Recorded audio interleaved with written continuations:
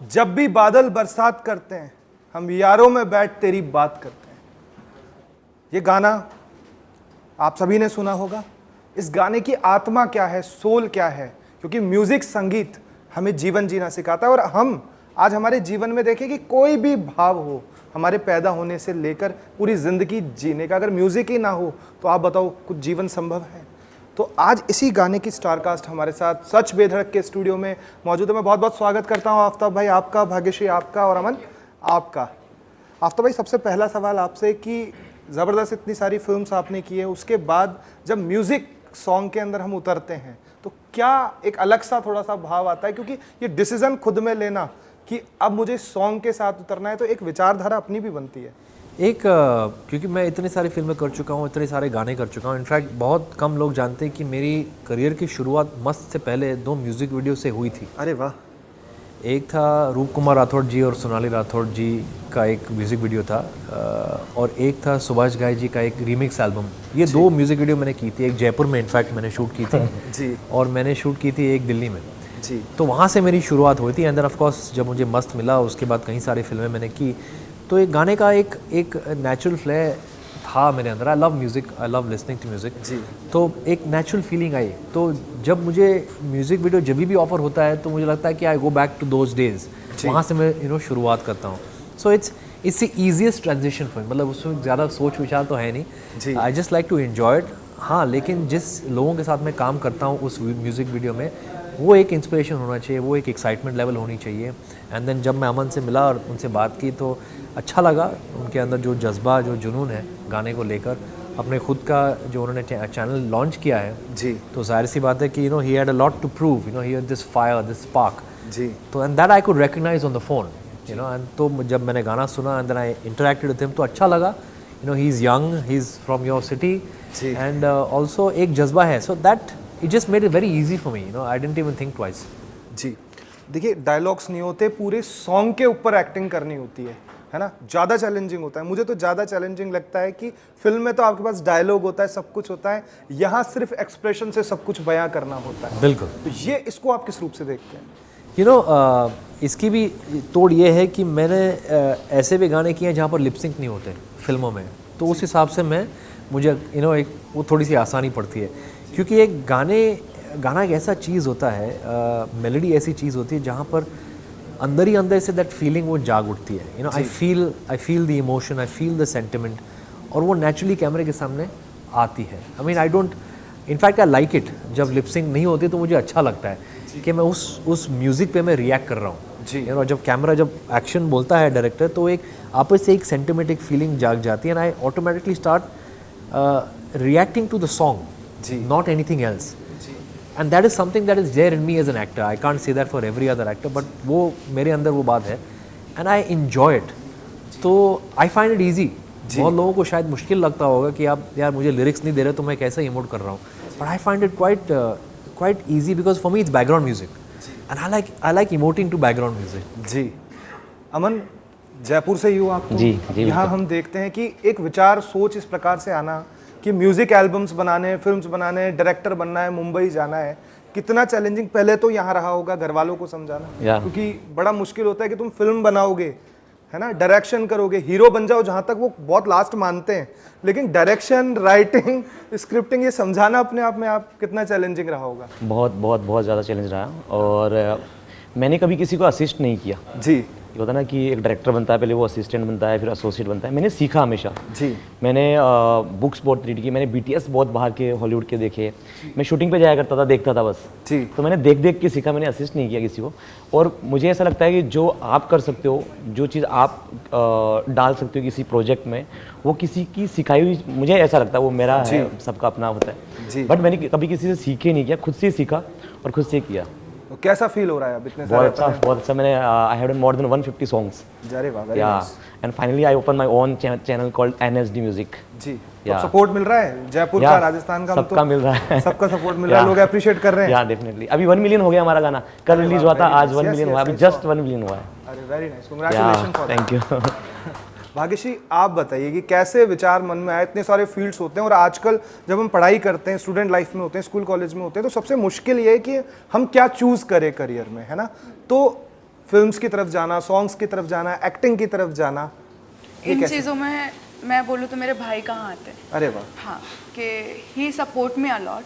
हाँ मेरे dad army retired हैं, तो मेरा जो मोटिव था कि मुझे फोर्स में जाना है। जी। एक होता है ना कि आपने वो फैमिली बैकग्राउंड वही है, आप सुबह का वो ही रूटीन है, आपको सुबह 5 बजे उठना है, चाहे कुछ काम हो या ना हो। इवन अभी भी मैं होम टाउन जाऊँगी, पापा का सीधा है कि आपको 5 बजे उठना है तो उठना है। जी, काफ़ी डिसिप्लिन। जी हाँ, आर्मी वालों के एक अलग ही डिसिप्लिन होते हैं। और जब हम सिविलियन से मिलते हैं जी क्योंकि क्या होता है कि हमारी लाइफस्टाइल बहुत अलग होती है। जी। हमने देखे ही नहीं होते हैं सिविलियंस, हम लोग क्वार्टर्स में रहते हैं वो। तो जब मैं बॉम्बे आई तो यहाँ का सारा उल्टा था, मतलब दिन का रात और रात का दिन।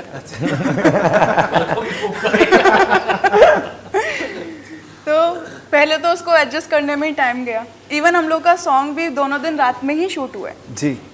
दिन का कोई शूट नहीं है। कुछ फॉलो नहीं कर पाए फिर 5 बजे उठना नहीं, वगैरह वो कुछ भी फॉलो नहीं है। बट अभी भी जब घर जाते हैं तो पापा वो जब 5 बजे उठाते ना, लगता है अरे बाबा रे कहाँ, मतलब अब वो चीज़ें नहीं फॉलो हो पाती। बट ठीक है, फैमिली के साथ थोड़ा एडजस्ट करना पड़ता है। तो मेरा इस लाइन में आना मेरे भाई का है, क्योंकि उन्होंने बोला कि सब लोगों ने BBA किया है, ये किया है, वो किया है, तो you go fashion designing and all. तो मैंने फैशन डिज़ाइनिंग से अपनी स्टडी की है, तो वहाँ से मेरा very nice, very nice. Aftab भाई को हमेशा फिल्म्स में देखते हैं हम तो बड़े हुए देखते देखते 90s के अंदर तो मैं भी मतलब धमाल कमाल जितना हंगामा से बुरा लेके नहीं सब। हुआ है।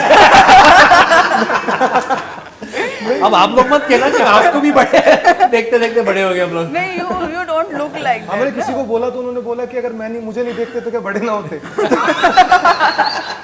मुझे वो लाइन एक्चुअली यूज करना चाहिए इसके बाद। आप लोग ठीक कर रहे हैं।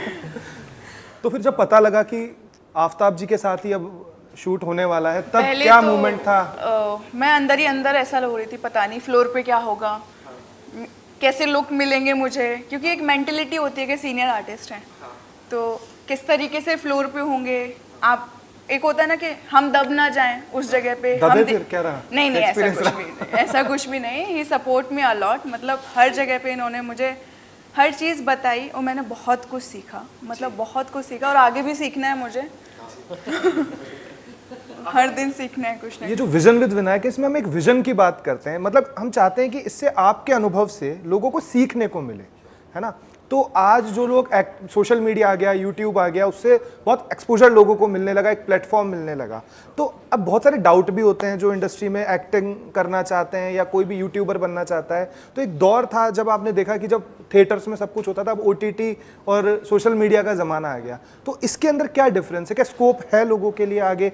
अब कहते हैं कि अब स्टार बनने में बड़ा मेहनत है। पहले जो शाहरुख खान, सलमान खान, आप लोगों का जो दौर था, उस समय स्टार बन जाया करते थे, लेकिन अब बहुत ज़्यादा इजी हो गया। आप इसको कैसे देखते हैं? एक्चुअली मुझे उल्टा लगता है, बहुत ज़्यादा मुश्किल हो गया, क्योंकि इतने सारे स्ट्रीम्स हैं, इतने सारे कलाकार हैं, इतना सारा टैलेंट है। उन टैलेंटों को जैसे कि क्लटर ब्रेक करना बहुत मुश्किल होता है, यू नो। या तो आप एक ऐसी रेडिकल चीज़ करो जहाँ पर आप नोटिस हो जाओ, जैसे कि आपने अपनी ज़िंदगी में किया, you know, you at such a young age you achieved so much, and I hope कि आप बहुत सारा अचीवमेंट करें। तो I feel it is more difficult in today's times, क्योंकि वहाँ पर सोशल मीडिया नहीं था, OTT प्लेटफॉर्म में था उस ज़माने में। जैसे कि even for me from let's say 1999 जब मेरी पहली फिल्म रिलीज़ हुई टिल 2010 और 11 सोशल मीडिया के एकदम पहले उतना वो एक्सपोजर नहीं था। आपको सारे न्यूज़ चैनल से ही मिलते थे, अखबारों से ही मिलते थे। अभी तो आप फ़ोन उठाओ तो आपको सारी पूरी दुनिया की न्यूज़ आपको 1 सेकंड में मिल सकती है, जो उस समय था नहीं। So now I feel there is less privacy, there is more competition, there are more people, क्योंकि आजकल सोशल मीडिया स्टार्स भी हैं, इन्फ्लुएंसर्स भी हैं, यूट्यूब चैनल वाले लोग भी हैं जी, और वो सब अपने आप को स्टार मानते हैं और अपनी राइट में स्टार होंगे, ऐसे नहीं कि स्टार नहीं है। So I feel even that is your competition today. It's not just only film actors or TV actors or OTT actors. आपके सारे सब लोग आपके competition है। तो ये सारा clutter को break करना आसान नहीं है, especially in today's day and age. तो आज के दिन में अगर आप success पाओ and you know in the field that you choose, आप YouTuber बनना चाहते हो, आप actor बनना चाहते हो, आप singer बनना चाहते हो, आप director बनना चाहते हो, to break that clutter and to be recognized is more difficult today, I feel, than it was at that time. That's my personal humble opinion. जी।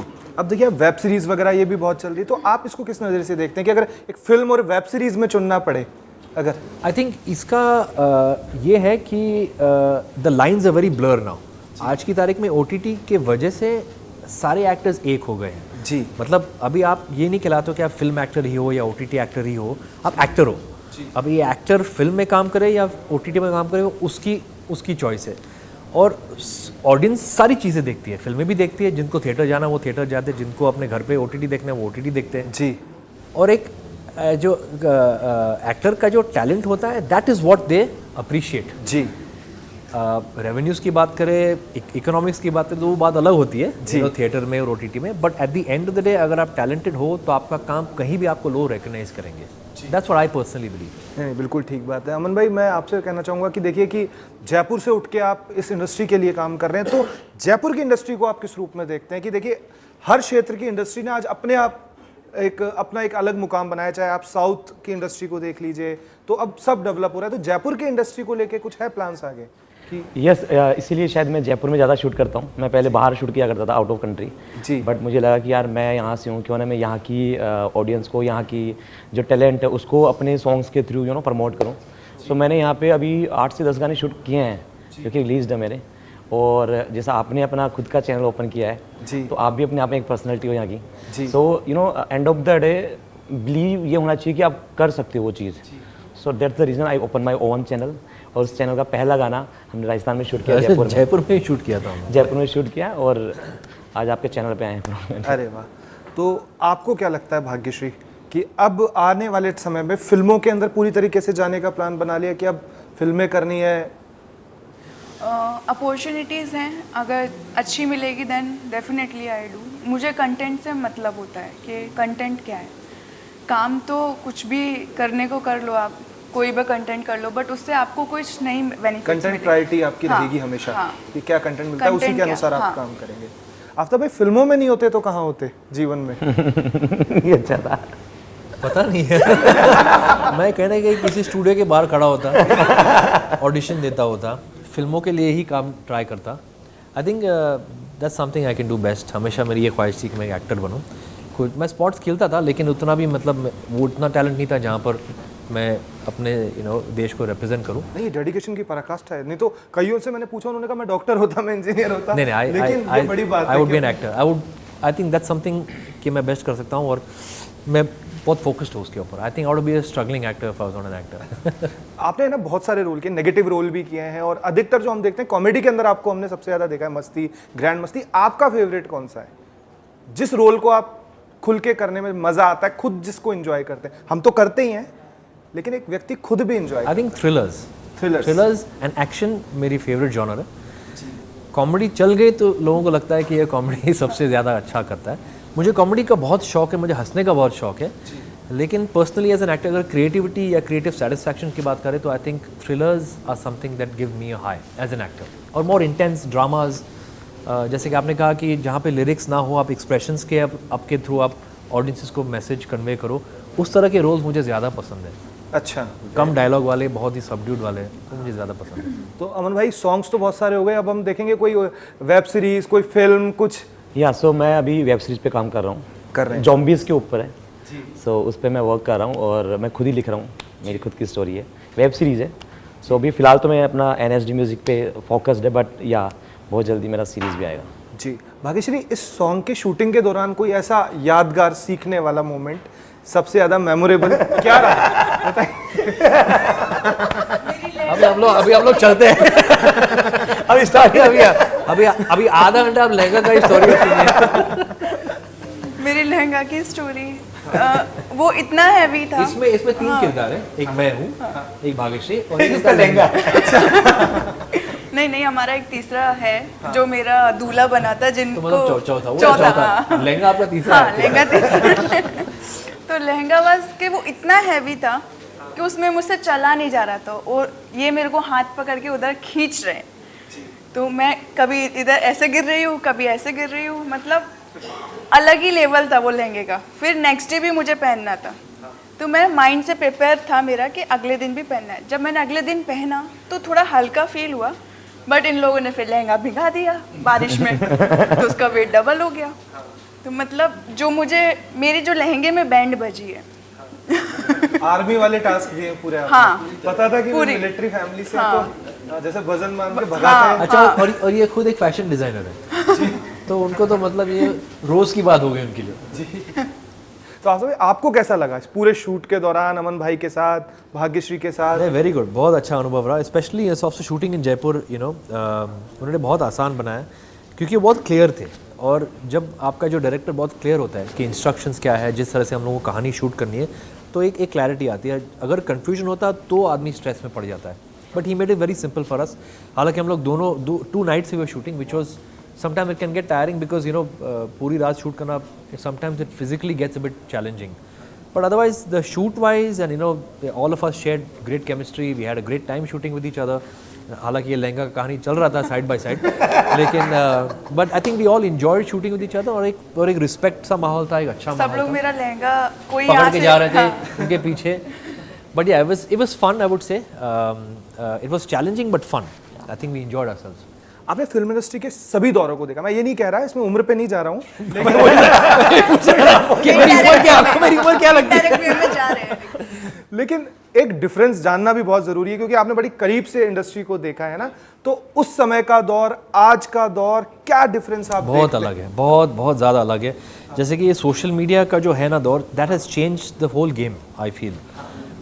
जो मीडिया का जो गेम है, जो मीडिया का जो इन्वॉल्वमेंट है, जो एक्टर्स का जो they I would say struggle is very different than it was at that point time. जैसे कि हम लोग अगर हमें किसी भी चीज़ या किसी भी आदमी या स्टार के बारे में पढ़ना होता तो we pick up the magazines और न्यूज़पेपर्स। आज की तारीख तो सब आपके फ़ोन पे सोशल मीडिया पे हैं। I think the whole game is very different, and of course वहाँ पर आपको प्राइवेसी थोड़ा ज़्यादा मिलती थी उस समय में। आजकल तो आप कोई भी अपना कैमरा फ़ोन निकाल के आपकी तस्वीरें लेके सोशल मीडिया पर डालता है, आपको पता नहीं चलेगा और ऐसा हो रहा है।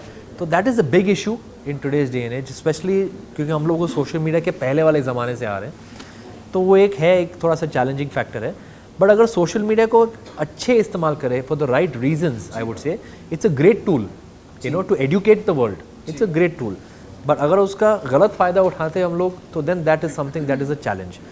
But I just feel that how आप उसको मैनेज करें, that is up to you. जी आपके पास है, आपके फ़ोन पर है जी, अगर आप उसका गलत इस्तेमाल करेंगे तो फिर that is bad according to me. But उसका सही इस्तेमाल करेंगे then you can, it's for the benefit of others. If you use it for the benefit of others and to inspire others, then I am all for social media, that's the only thing.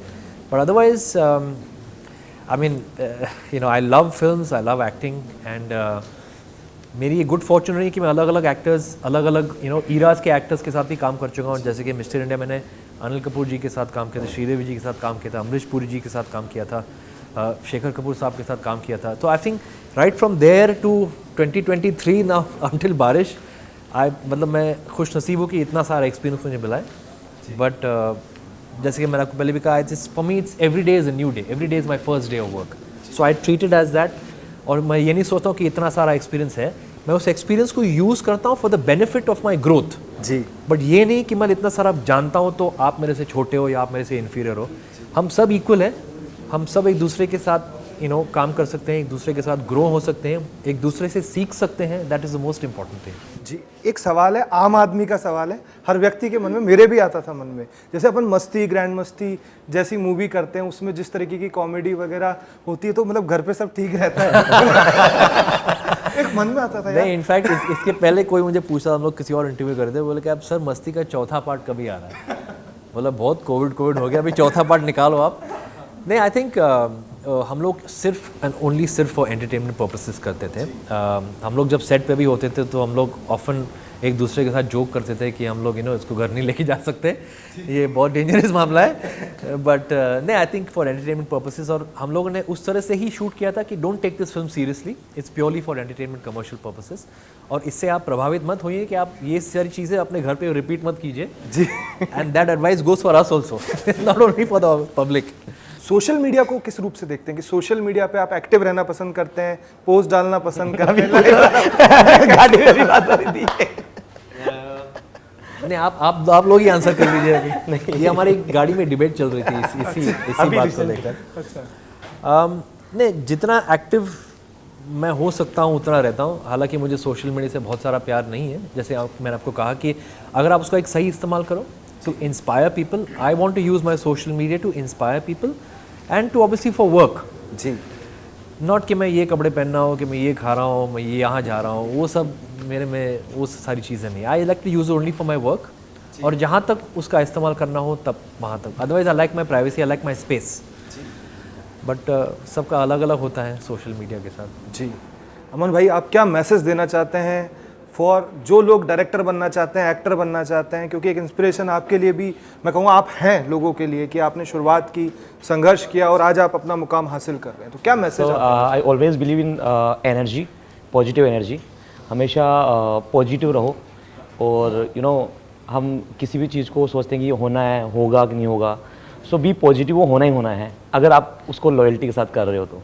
सो मेरा news ये है कि सबसे पहले तो मेरे channel को subscribe करो और इस गाने को शेयर करो और देखो, एंड बी पॉजिटिव। जी, बी पॉजिटिव। और आप क्या कहना चाहेंगे आफ्ताब भाई, आज के हमारे यूथ को जो आपको सुन रहा है, देख रहा है, और जो आपकी मानता है? देखिए, जैसे कि आपने इतना सारा हासिल कर लिया with your honesty and sincerity, okay, that is all credit, all praise to you.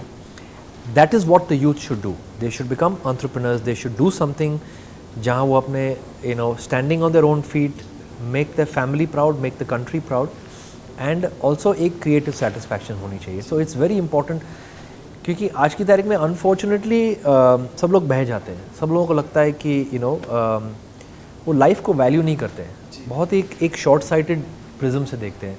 तो मुझे लगता है कि दे should do something that will uplift the society, make the people proud of you, and not do something that will hamper the reputation of people, society, their families and the country. That is what I would believe. And empower people, make people happy, make them feel inspired, because that's the way you spread positivity.